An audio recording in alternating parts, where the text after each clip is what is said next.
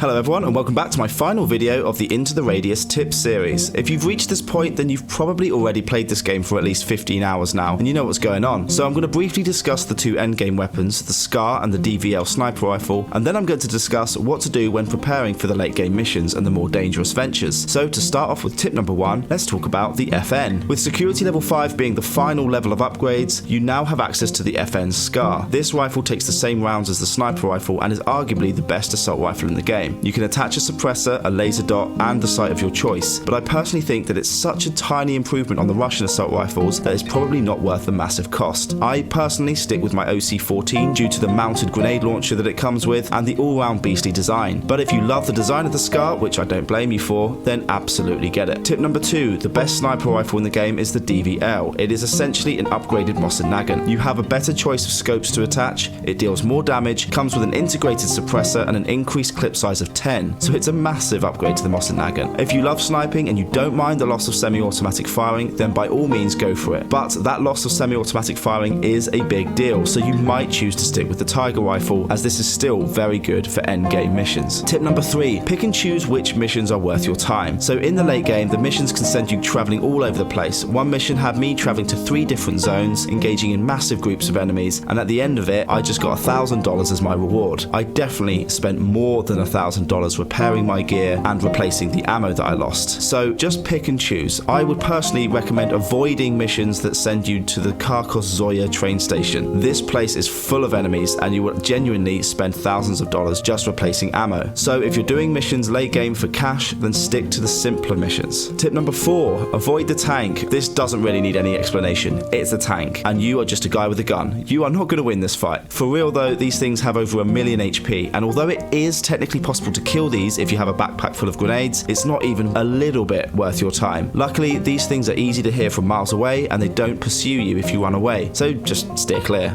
Tip number 5, my final tip for this video is actually a little clip I'm going to switch to of me preparing for a little excursion. So I'm going to transition like an absolute professional. So I thought you might like to see my bag. Now here, the good thing about the bag is that stuff can clip outwards as long as a little bit is inside the bag. That's fine. Some of you might have a secondary weapon, but because I don't, I keep my ammo here. So I've got a big box of armor-piercing rounds for my Groza, or however you pronounce it, and a big box of plus P rounds for my M9. Down here is my gas mask, which you need if you're obviously encountering any gas. I've got my M9. I never use the safety mechanism, and I have my Groza. Some of you might choose the Val, or you might even have upgraded to the SCAR, the FN rifle, because that's available once you reach level 5 as well. However, this is an absolute beast and I like it, so I'm going to keep it. Now, because it's got a grenade launcher, I've got 2 grenades here that you can equip. I might actually get another one. You know what, I am going to get another one.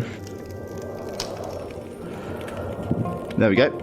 So I've got 4 now. I grabbed another couple that I just had in my base. Here is another mag. Now, if you look at my belt, I've got 1 slot free, and that's because if you quickly reload, you want to put your empty mag somewhere, and it allows you to put your empty mag in the empty slot. Otherwise, I mean, you can put it here to be fair, but it gets in the way. I use this little slot. The little pocket, I just use it for this because you can look down and see if it's clicking. I'm also carrying quite a bit of food because if you watched my last video, you'll remember that I said bring a load of food with you and you can create your own little stashes along the way. So if you find a bed, you can just whack a load of food there. It means that if you do use that bed to heal up, and your character's going to go hungry, so you can just use that food because it is annoying getting hungry. I've got a lighter, which isn't necessary, but I keep it. I've also got cleaning equipment, and that is for creating my stashes as well. I'm actually going to ditch that if I find a bed somewhere. If I find a safe house, I'm going to leave those 2 there. And you'll also probably notice here, I've got 7 health syringes. I need that at this stage, especially if you go to places like the train yard. It's just teeming with enemies with like armor-piercing rounds, and they can absolutely rinse your health. I will probably get through all of these in my next excursion, so it's worth just going overboard with the health syringes. And as you can see, my weight is 26, which means I really cannot afford to like go picking up everything. But this is a tips video for anyone who has reached the stage where you're not really scavenging for stuff. So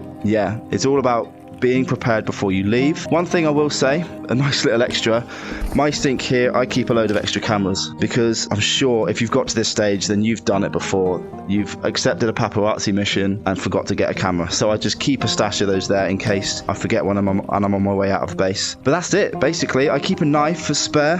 This one here. I used to use a knife for taking out the cores, like the little spheres, keep forgetting what they're called now. The zombie dudes, when they drop those little spheres. Like, I used those, but I'm a little less precious about ammo now. But I keep a spare just in case I need to eat food, really, because you need to use a knife. But that's it. Like a load of food, repairing equipment, health. It's not really rocket science. The armor, the body armor, you definitely want to be repairing every time you come back to base. It's easy to forget because you don't see it. The knives you can repair, obviously. But yes, I have just spent a lot of time repairing everything. My pistol has been repaired to full. That's really important because a long excursion, you're going to see your weapon condition wearing down. The good thing about the toothbrush and the spray is that A, you don't need to carry a great big like toilet roll with you, and the toilet rolls take up half your bag, but these can keep your gun up to the blue line of condition. So if you ever see your gun drop to yellow, you can use these to stop it going to red. And if your gun goes to red, it's really unreliable. And that's it.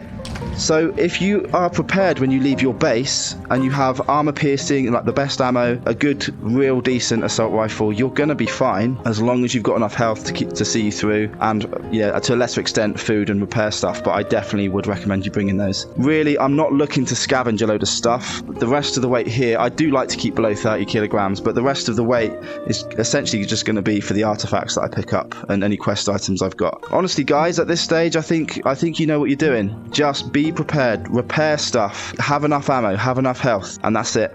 It is pretty unforgiving out there, and I am on my way to the castle.